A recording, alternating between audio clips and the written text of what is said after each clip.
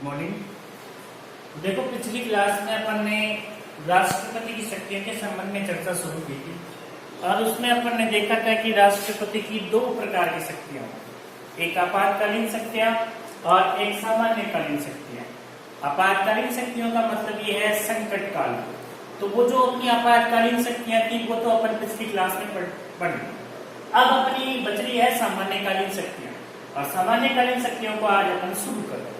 तो देखो, राष्ट्रपति की सामान्यकालीन शक्तियां यानी आज के समय में, शांति काल में, आज के समय में राष्ट्रपति क्या कर सकता है, क्या नहीं कर सकता, कौन कौन, भारत के संविधान में इसे कौन कौन सी शक्तियां प्रदान की गई है। तो देखो, पहला टॉपिक है, इसके लिए पहला टॉपिक बनाया है विधायी शक्तियां। पहला टॉपिक है विधायी शक्तियां। राष्ट्रपति की सामान्यकालीन शक्तियों में पहला टॉपिक आ जाएगा विधायी शक्ति। आपको प्रश्न ये कि विधायी शक्ति का मतलब, विधायी शक्ति का मतलब संसद संबंधी शक्तियां। संसद के संबंध में वो क्या कर सकता है, क्या नहीं कर सकते, इसके संबंध। तो संसद संबंधी जो कार्य राष्ट्रपति की करते हैं या शक्तियां उसके पास है, उन्हें कहते हैं विधायी शक्ति।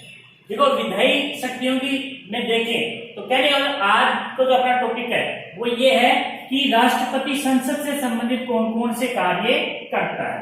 देखो, पहली बात तो हमारे संविधान के अनुच्छेद 79 में, आर्टिकल 79 में ये लिखा हुआ है कि भारत की संसद राष्ट्रपति और दो अंगों से मिलकर बनेगी।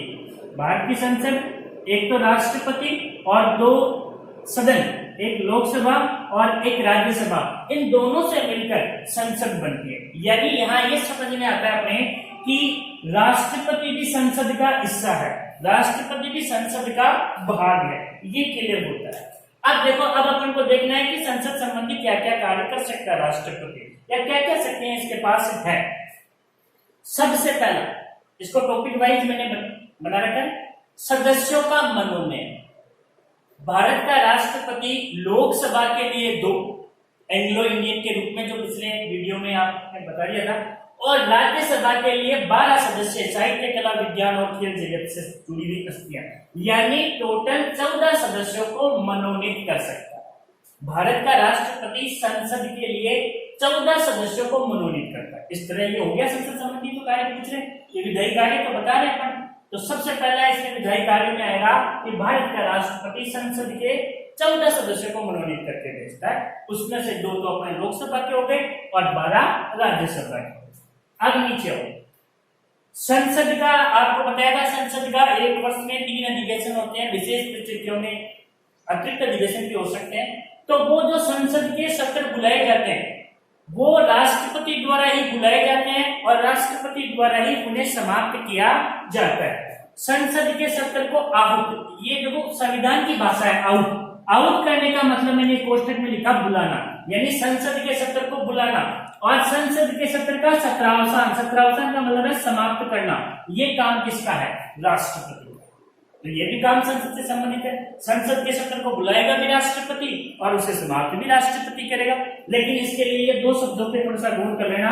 बुलाने के लिए संसद, अपने संविधान में शब्द का प्रयोग किया गया है आहूति, और समाप्त करने के लिए प्रयोग किया गया है सत्रावसान। 2 काम हो गए संसद संबंधी। अब तीसरा, प्रधानमंत्री की सलाह पे भारत का राष्ट्रपति समय से पूर्व लोकसभा को भंग कर सकता है। तीसरा पॉइंट क्या कह रहा है कि भारत का राष्ट्रपति प्रधानमंत्री की सलाह से समय से पूर्व लोकसभा को भंग कर सकता है। तो ये भी कार्य किससे संबंधित हुआ? संसद से संबंधित। आगे देखो, अगला चौथा कार्य संसद संबंधी कार्य राष्ट्रपति के अध्यादेश जारी करना। अध्यादेश कब जारी किया जाता है? जब संसद का सत्र नहीं चल रहा था। आमतौर पर आपको पता है भारत में कानून बनाने का अधिकार संसद के पास है, लेकिन मान लो संसद का सत्र नहीं चल रहा था, देश को कोई अति आवश्यक कानून की आवश्यकता है, तो इसके लिए भारत के संविधान में व्यवस्था की गई है, राष्ट्रपति को यह शक्ति दी गई है कि वो अध्यादेश जारी करके भी कुछ समय के लिए अस्थायी कानून बना सकता है। वैसे आगे थोड़ी सी अपन और चर्चा करें इसमें कि जो अध्यादेश होता है उसकी अधिकतम वैलिडिटी 6 माह होती है।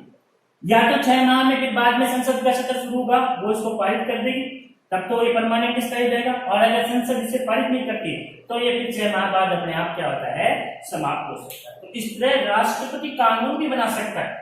संसद की, जब संसद का सत्र नहीं चल रहा होता। लेकिन कानून, उस कानून बनाने की प्रक्रिया को संविधान में क्या कहते हैं?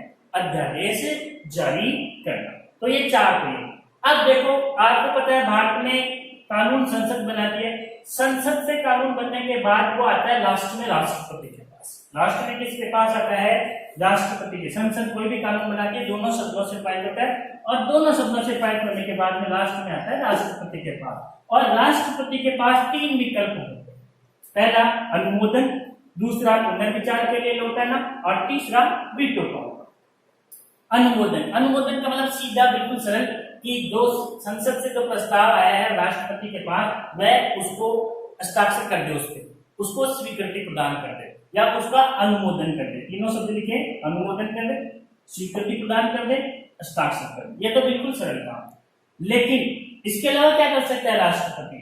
अगर उस विधेयक में, उस प्रस्ताव में, उस आदेश में अगर राष्ट्रपति को लगे कि कुछ कमियां हैं, जनता के हित में नहीं है, तो ऐसी स्थिति में राष्ट्रपति अपने विवेक से उस विधेयक को, उस प्रस्ताव को, उस आदेश को पुनर्विचार के लिए वापस संसद में भेज सकता है। हालांकि फिर संसद दोबारा से उसको वापस लौटाती है, तो फिर बाद में राष्ट्रपति हस्ताक्षर करने के लिए बाध्य होता है।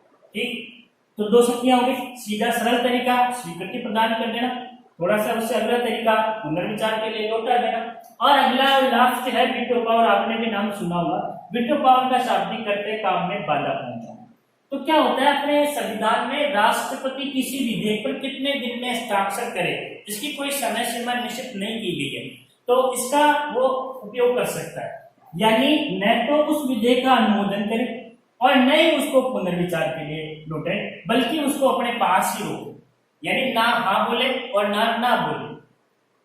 तो इस वजह से वो काम रुक गया। भाई आपको नहीं पसंद है तो उसको वापस लौटाओ पुनर्विचार के लिए, आपको सही लग रहा है तो उसका अनुमोदन करो। लेकिन राष्ट्रपति दोनों ही निर्णय नहीं ले रहा, न उसको समर्थन दे रहा और न उसको पुनर्विचार के लिए लौटा रहा, बल्कि उसको अपने पास से रोक लेता है। तो इसे ही राष्ट्रपति की वीटो पावर कहते हैं। आज तक की बात करें तो अब तक भारत के एक राष्ट्रपति ने इस शक्ति का प्रयोग किया था, यानी जेल सिंह 1988 में भारत के राष्ट्रपति थे, और उन्होंने संसद से कोई डाकघर संशोधन अधिनियम पारित होकर गया था, तो उसमें उन्होंने वीटो पावर का प्रयोग कर लिया, यानी उस पर हस्ताक्षर भी नहीं किया, उस पर पुनर्विचार के लिए नहीं लौटाया, बल्कि उसको अपने जेब में डाल दिया, अपने पॉकेट में डाल दिया। इसे पॉकेट वीटो भी कहते हैं।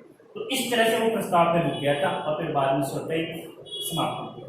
तो इस तरह से आज आपने ये राष्ट्रपति की सामान्यकालीन शक्तियां पढ़ी, जो आप